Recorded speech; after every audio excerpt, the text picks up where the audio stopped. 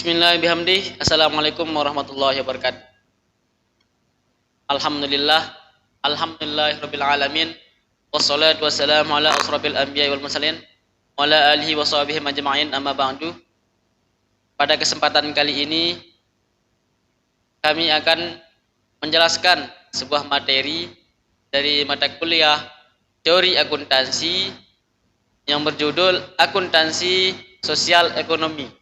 Namun sebelumnya saya akan menjelaskan anggota kelompok kami, yaitu yang pertama Mulyana sebagai penyaji pertama, selanjutnya Nurul Azmi sebagai penyaji kedua, Muhammad Asror, saya sendiri sebagai moderator, dan Febrianti Aryananda sebagai kameramen. Namun sebelumnya marilah kita membuka acara diskusi atau acara presentasi ini dengan sama-sama mengucapkan al-basmalah. Bismillahirrahmanirrahim. Mempersingkat waktu untuk penyaji pertama, yaitu Mulyana. Kepadanya dipersilahkan. Baiklah, bismillahirrahmanirrahim. Assalamualaikum warahmatullahi wabarakatuh. Sebelumnya saya mengucapkan terima kasih kepada moderator karena telah memberikan saya kesempatan untuk mempresentasikan atau menjelaskan materi yang berjudul Social Economy Accounting. Langsung saja untuk poin pertamanya, yaitu timbulnya Social Economy Accounting. Karena kemajuan industri setelah Perang Dunia Kedua dan munculnya negara sebagai aktor dalam peningkatan kualitas hidup menimbulkan berbagai macam isu yang justru dapat merusak kualitas hidup. Hal ini menjadi sorotan para ahli dan para pengambil keputusan. Salah satu kesulitan yang dihadapi dalam menilai penyakit sosial ini adalah ketiadaan media pengukur. Hal ini tergambar dari pernyataan A.W.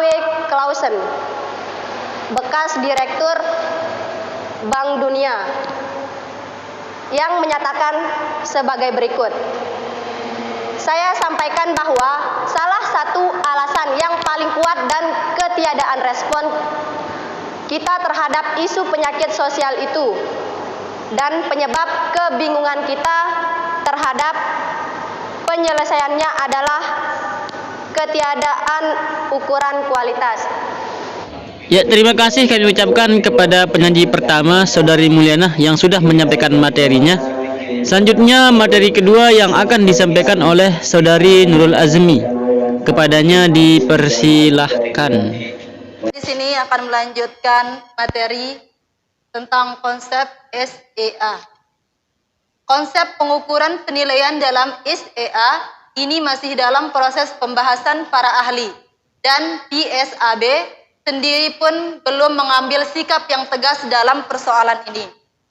Variabel lain yang menyinggung konsep SEA antara lain yaitu keterlibatan dengan kegiatan pemerintah, kejujuran terhadap konsumen, meningkatkan informasi mengenai perusahaan dan produk, peningkatan pendidikan masyarakat, menghargai hak asasi, pembangunan prasarana kota atau desa, pembangunan tempat rekreasi, peningkatan perhatian terhadap kebudayaan dan seni.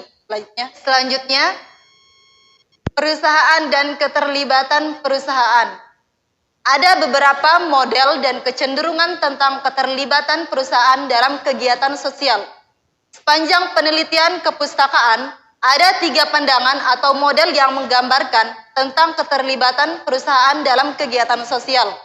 Ketiga model itu adalah sebagai berikut. Yang pertama, model klasik. Yang kedua, model manajemen. Dan yang ketiga, model lingkungan sosial. Yang selanjutnya, pro kontra tanggung jawab sosial perusahaan. Persoalan apakah perusahaan perlu mempunyai tanggung jawab sosial atau tidak masih terus merupakan perdebatan ilmiah. Yang pertama, keterlibatan sosial merupakan respon terhadap keinginan dan harapan masyarakat terhadap peranan perusahaan. Dalam jangka panjang, hal ini sangat menguntungkan perusahaan. Yang kedua, keterlibatan sosial mungkin akan mempengaruhi perbaikan lingkungan masyarakat yang mungkin akan menurunkan biaya produksi. Yang ketiga, meningkatkan nama baik perusahaan akan menimbulkan simpati langganan, simpati karyawan, investor, dan lain-lain. Yang keempat, menghindari campuran tangan pemerintah dalam melindungi masyarakat. Campur tangan pemerintah cenderung membatasi peran perusahaan, sehingga jika perusahaan memiliki tanggung jawab sosial, mungkin dapat menghindari pembatasan kegiatan perusahaan. Selanjutnya, yang kelima, dapat menunjukkan respon positif perusahaan terhadap norma dan nilai yang berlaku dalam masyarakat, sehingga mendapat simpati masyarakat. Dan yang keenam, sesuai dengan keinginan para pemegang saham, dalam hal ini publik. Yang ketujuh, mengurangi tensi kebencian masyarakat kepada perusahaan yang kadang-kadang suatu kegiatan yang dibenci masyarakat tidak dapat dihindari. Dan yang terakhir, yang kedelapan, membantu kepentingan nasional seperti konservasi alam, pemeliharaan barang seni budaya, peningkatan pendidikan rakyat, dan lapangan kerja, dan lain-lain. Ya, terima kasih kami ucapkan kepada Saudari Nurul Azmi yang sudah menyampaikan materi. Selanjutnya, materi akan dilanjutkan oleh Saudari Mulyana. Kami persilahkan. Selanjutnya poin terakhir yaitu pelaporan. Untuk melaporkan aspek sosial ekonomi yang diakibatkan perusahaan, ada beberapa pelaporan sosial ekonomi accounting menurut Dailer, yaitu yang pertama, pengungkapan dalam surat kepada pemegang saham, baik dalam laporan tahunan ataupun bentuk laporan lainnya. Yang kedua, pengungkapan dalam catatan atas laporan keuangan. Yang ketiga, dibuat dalam perkiraan tambahan, misalnya melalui adanya perkiraan akun, penyisihan, kerusakan lokasi, biaya pemeliharaan lingkungan, dan sebagainya.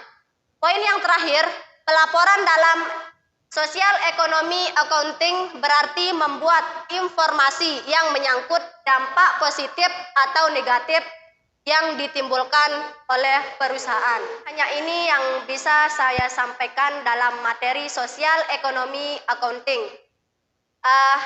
Saya kembalikan kepada moderator. Kami ucapkan terima kasih kepada kedua pemateri yang telah menyampaikan materi dari akuntansi sosial accounting atau akuntansi sosial ekonomi. Mungkin hanya ini yang dapat kami sampaikan, kurang lebihnya mohon maaf. Wallahul muwaffiq wal hadi ila sabilir rasyad. Wassalamualaikum warahmatullahi wabarakatuh.